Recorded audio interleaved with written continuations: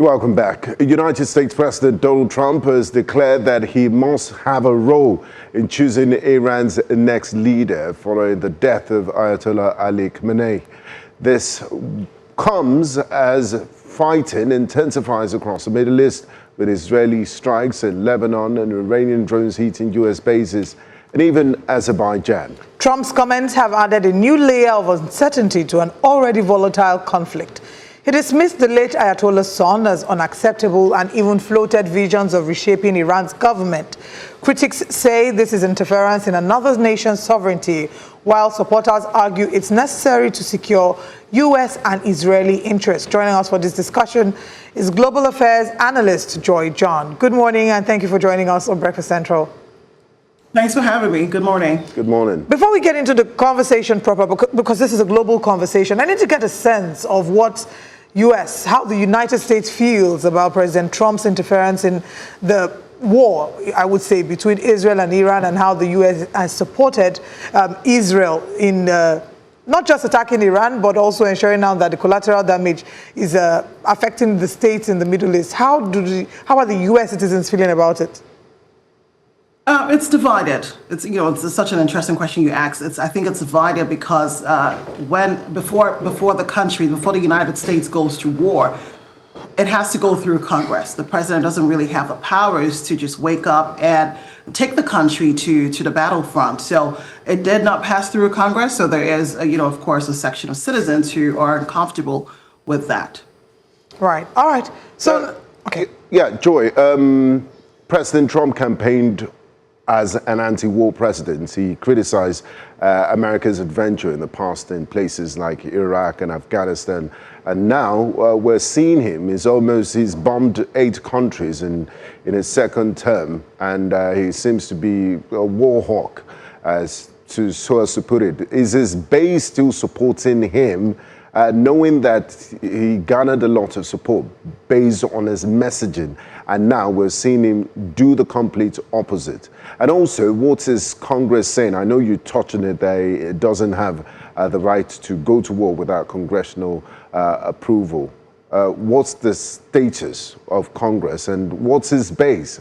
Those that voted for him as an anti-war president, what are they seeing, looking at the fact that he's doing the complete opposite?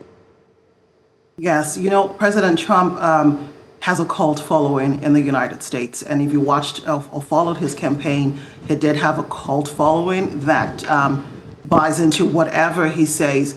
What we are seeing now, it's not really the picture that most people saw or imagined before he was sworn in as president.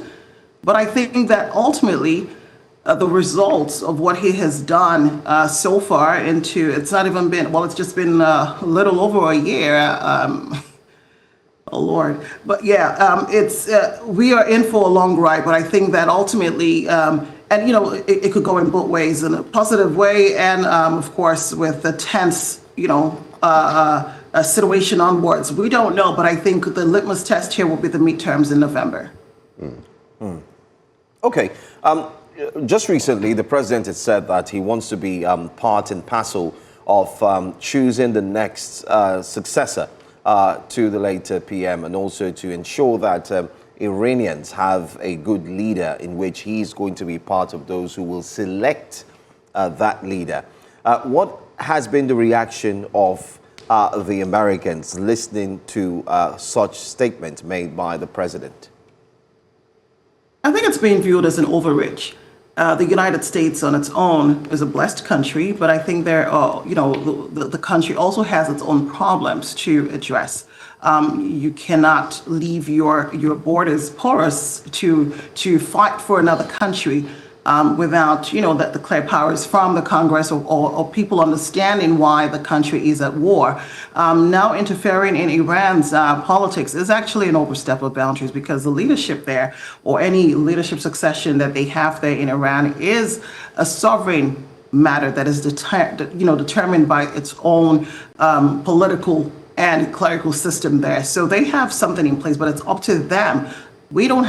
The United States has no leverage to decide who governs or who leads Iran. And even in wartime, major powers, rarely claim the to select another country's leadership. So it's an overstep. The U.S., may want to put in some pressure, exert some pressure over what comes next, and it's pretty normal in geopolitics. But I think that coming out boldly to demand that right to pick the next leader moves into very murky territory. But how will we then interpret this action? The action of the U.S. Attacking. We've heard Trump say over and over again this Operation Epic Fury, that Iran cannot be allowed to wield the nuclear influence that he believes that they're attempting to wield. Would you call this some form of self-defense, or would you say that this is some form of preemptive aggression, against Iran?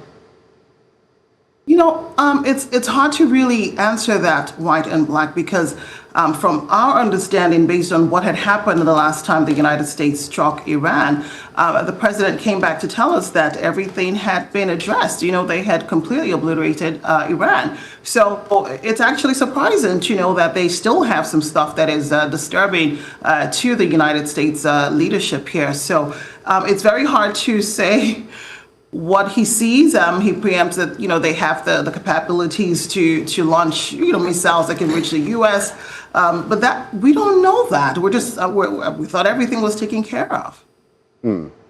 Now, Joi, let's look at what ordinary Americans think about their government and the perception of their government, because we live in a world. The world does not belong to the United States alone. Just 2 days ago, the Iranian Navy frigate was on its way back from a Navy exercise, and they were invited by the Indians, and they had their frigate torpedoed. They were 2,000 miles away from Iran. International law says, and the laws of war, maritime laws, says that in the event of a torpedoed ship, they are obliged to save those who survived. It had to take the Sri Lankan Navy to rescue a few of those Iranian Navy personnel that were drowned in the Indian Ocean. Beyond that, we've also seen the attacks in Minab, where over 180 schoolgirls were murdered in cold blood by American bombs. We've seen America's behavior in Venezuela. We've seen America strangling Cuba, the blockade of Cuba, who has done absolutely nothing to them. The only crime is standing up to the United States hegemony. People are wondering, is United States truly a force for good, human rights and democracy, which they claim, because what they're seeing on TV, what they hear every day is United States just wielding its power, doing what it likes, in disregard of international law, and just messing up the entire planet. Well, I really cannot speak to that. When a nation takes a stance, I want to respect the office of the president. I cannot speak to his leadership style and why I can't really toe the line you're trying to box me into. But I will say this, that humanity comes first, and the United States as a whole recognizes that. It's also important to know that, again, this war was not cleared by Congress, and all the modalities, all the protocol around going in and what they have done so far was not vetoed by the Congress. So that is, that's where I would bench my talk on.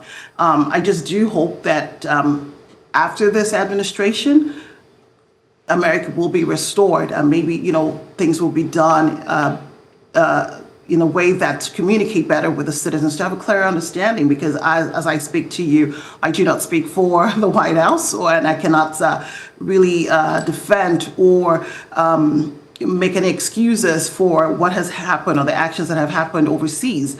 I am concerned here back home in DC, and I just do hope that the administration will be able to communicate more to the citizens to have a better understanding and defend their actions overseas. All right. I would like us to look at the fact that the president has also, in a way, included leaders of other countries. Yesterday, the British Prime Minister, Keir Starmer, actually had a press briefing where he spoke with the press, and he highlighted the fact that he's kept in touch with President Donald Trump. They spoke on Saturday concerning readiness, and the people of the United Kingdom, in quotes, are also worried if they are ready should Iran decide to also place their focus, as it said here, on them. However, while the British Prime Minister was speaking, you also had that in Spain, also saying they will not in any way join forces.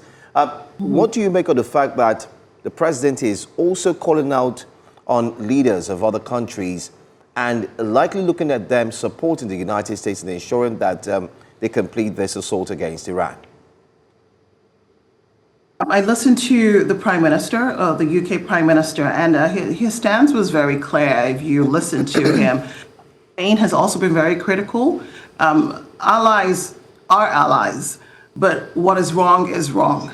And I think that if you read through the lines that the UK British Prime Minister said in his statement, he does not want to be dragged into a war. He also wants to protect. You can see that even citizens of the United Kingdom have been evacuated from Iran, and other nations are taking steps to do so. But they're also reluctantly joining in the force here. I know that the president reached out to Ukraine, asking for help, but it's not something that hasn't widely been received with applause. And still talking about the international, what traditional United States allies would think. The Spanish Prime Minister, Pedro Sanchez, said he's not going to allow the United States use his base in Spain to conduct an illegal war. And Trump didn't take that lightly. Trump said he's going to impose tariffs on Spain. And he also said, well, we could go into Spain and use it either way, that, you know, just almost like a bully. Are we entering unprecedented territory here? And what does he say about the United States' relationship with his allies and also the Trump administration's leadership style? So I cannot call the president a bully or speak to that. I do not see him as a bully. If that is totally your perception. But I will say that he interfere. Spain has been critical. The United States has had allies over time, and good, bad. But I would say that you cannot force another nation to join you in something they do not agree with, and they're totally justified. Yes, he did say that he will impose, he did call on the government to or threaten to halt government dealings or trade with Spain. We'll see how that goes. But I think ultimately the State Department has to do a lot of work in terms of diplomacy on ground and making sure that regardless of this situation currently, to leverage the support of allies in other areas that we would not something that is just on one side. And you need everybody on board. You need more people to collaborate with you. And I think it rests on the State Department to ensure that our ties and our friendship with our allies are intact. All right. Would you say that this war could accelerate the formation of rival geopolitical blocs? And how do you think that this might impact powers like the China, the Russia? How do you foresee that this would impact them? So it depends on what is allowed to fall through. If, for instance, President Trump is allowed to pick a leadership in Iran, China, Russia could, use that as an example to play out the same script in other nations that they're interested in, and you at that point you really can't fault them. That the sovereignty of Iran is respected, and that countries do not overstep their boundaries. Okay, let's talk about the attack in Minab, the killing of over 165 students and also staff.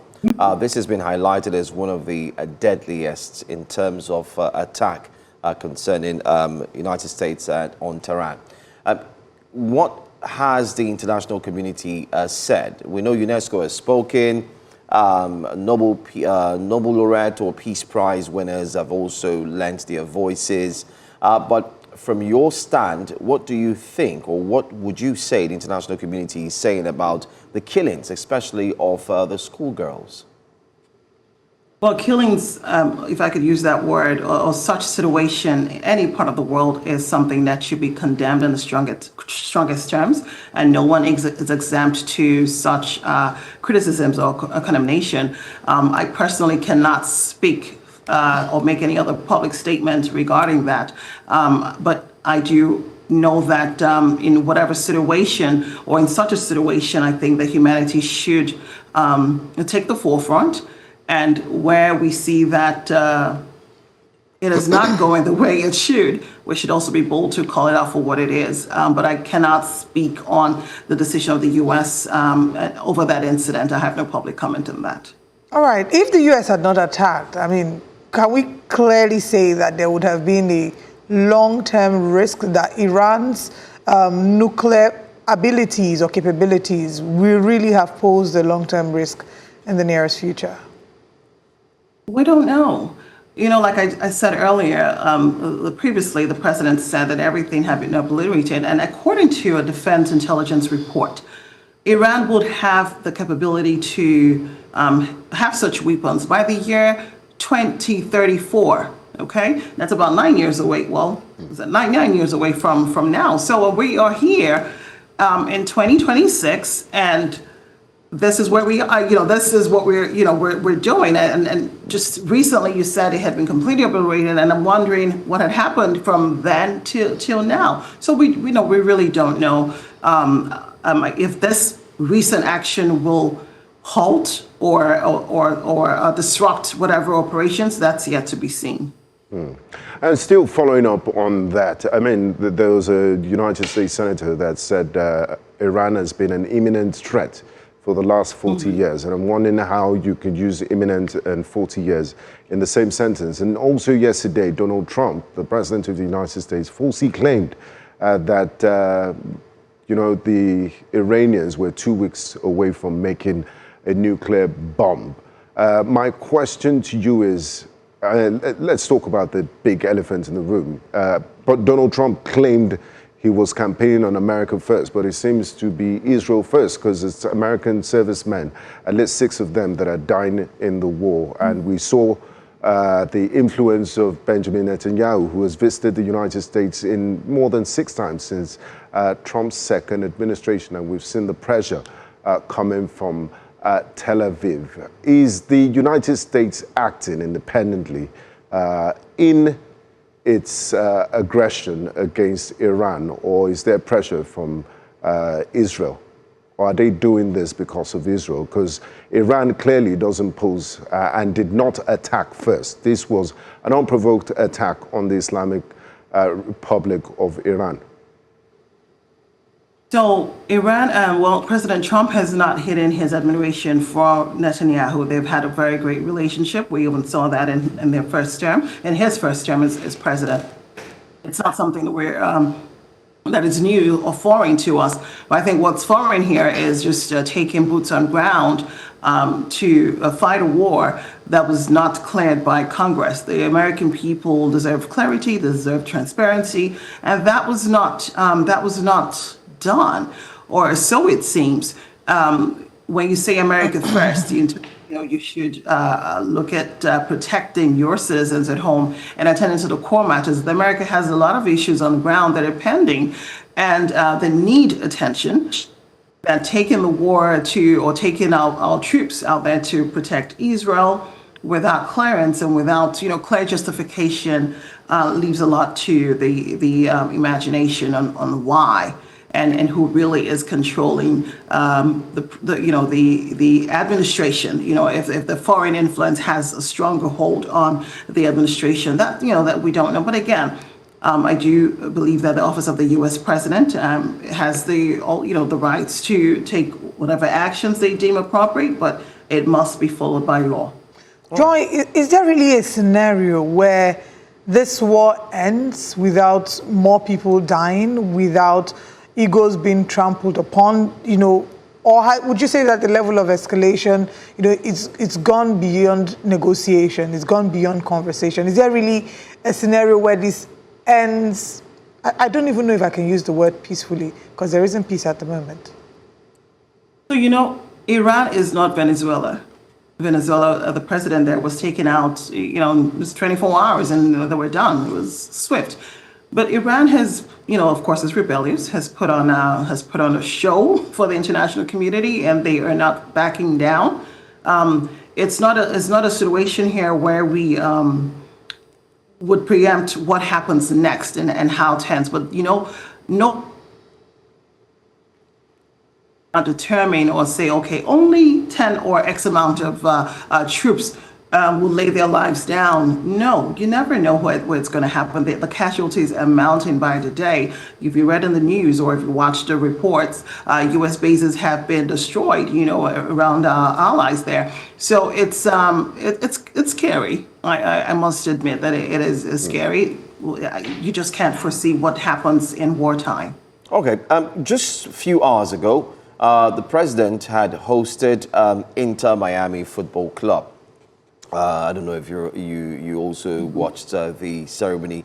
They just won the cup, and while hosting the likes of Lionel Messi, Luis Suarez, and many other fantastic football players in the White House, the president turned the ceremony into a speech that many are saying it shouldn't have done that. In congratulating the MLS team, the president also rather focused on the soldiers and talked about how tough and how very strong they are in these attacks.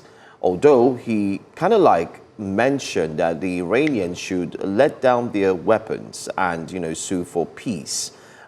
With all of this, everyone is looking at the body language of the president.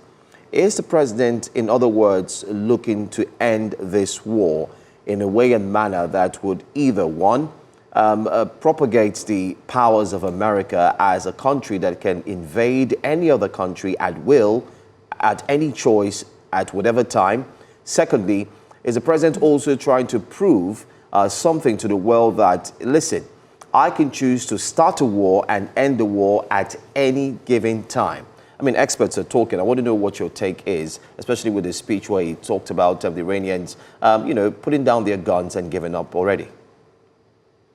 Yes, politics and sports are really, athletes should be kept away from the politics and all of that.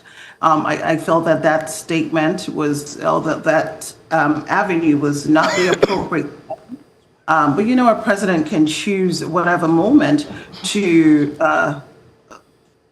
bring light to whatever issue that's on his mind. What I would love to see moving onwards is a more checked or measured response from the presidency, and hope that his advisors would be able to, script him around or the topic at hand. Justifying the war in Iran is not something that will be easily taken in by the American people, no matter what stage you use to talk about it. When you also talk about how the Iranians or how, the second part of your question, it's very important. One, I'm sorry, could you repeat the second part of your question? Yeah, the second question. I was looking at the fact that does it give a stance that he can start a war and choose to end the war at any given time by himself? Yeah, so I think we've gone through this previously, and I said, really, he does not have the powers to, he's really not supposed to do that. No president, no U.S. president, it's not personal, should be able to start a war at any time and stop when they can. No, Iran is not Venezuela. Even though Iranians are critical of their government, they're also, I would say, fiercely proud of their country. One, and in doing so, I think that the president has left a lot of people wondering the powers of the Congress and calling on the Congress to put the president in order. That they are a separation of powers for a reason. And we are looking onto Congress. I think the American people, I would speak for, are looking onto Congress to call the presidency back to order and see reasons to, withdraw from this war. Iran has said that they will fire any ship trying to, take their oil through the Strait of Hormuz, which is really, really typically busy, and traffic has come to a standstill there. We are seeing the price of oil. It's globally, there's been an increase here in Nigeria. We're experiencing the impact We used to buy petrol at a lower price. Now it's increased. I think we used to buy it at 800, thereabouts, or a little over 800. Now it's shot up to 935 as at this morning. I mean, that's what I bought for this morning. And there's a tendency for it to still increase if this war continues. Is the world ready for the economic implications of this war? We don't know the extent that this war will take, or the turn it will take. Gas prices are on the rise here in the United States. I mean, how long is that going to take me when you're constantly on the road? But we don't know. And whenever this happens, of course, they have the rights to do what they have to do and to halt or a barricade wherever straight that, they feel necessary. And this is some of the implications you get in war. There is no way that you would expect the oil prices not to rise. This is the Middle East. That's, it sits on oil. And I think that is one of the troubling things as well, too, because the economic implications will be felt across board, not just in Nigeria or in Africa, even in the US and Europe, everywhere. And then again, you give other countries the leverage to take advantage of the situation.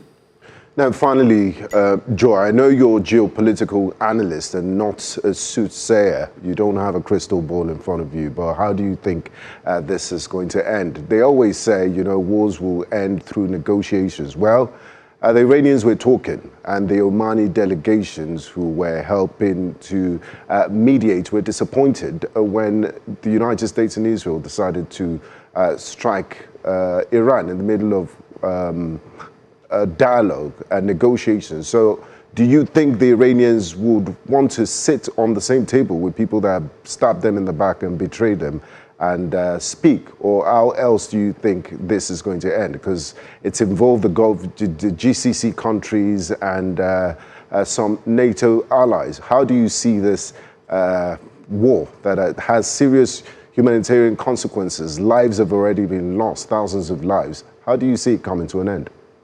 Yes, they certainly will be a pushback by allies. You really can't come to the table because with people who you trust, and if the trust is broken, it makes it very hard. I did tell you earlier, Iran is not Venezuela. Iran is just not just another country that is in the Middle East. It is central to the politics in places like Iraq, Lebanon, Syria, and the Gulf as a whole. So it's they have a role to play. They're not just going to back down and just take whatever is thrown at them. They will put up a fight. They are putting up a fight. We have seen what has been happening in Israel. We have seen the strength of their weapons so far. So they're not down and out. However, I think that it's really important that we're able to, I would say, come back to the table at a time that is reasonable. Nobody wants the war. We don't know, we just talked about the extent of the war. But I think that coming in and dialoguing at this point with Iraq directly again, it would, I think we're farther away from that. Not that it's out of the question. You can't never say no in diplomacy, but we are farther away from that roundtable discussion. All right. Thank you, Prophetess, for your sound analysis. It's always a pleasure speaking to you. Always a pleasure. Thank you. Thank you. Good morning. All right. Good morning.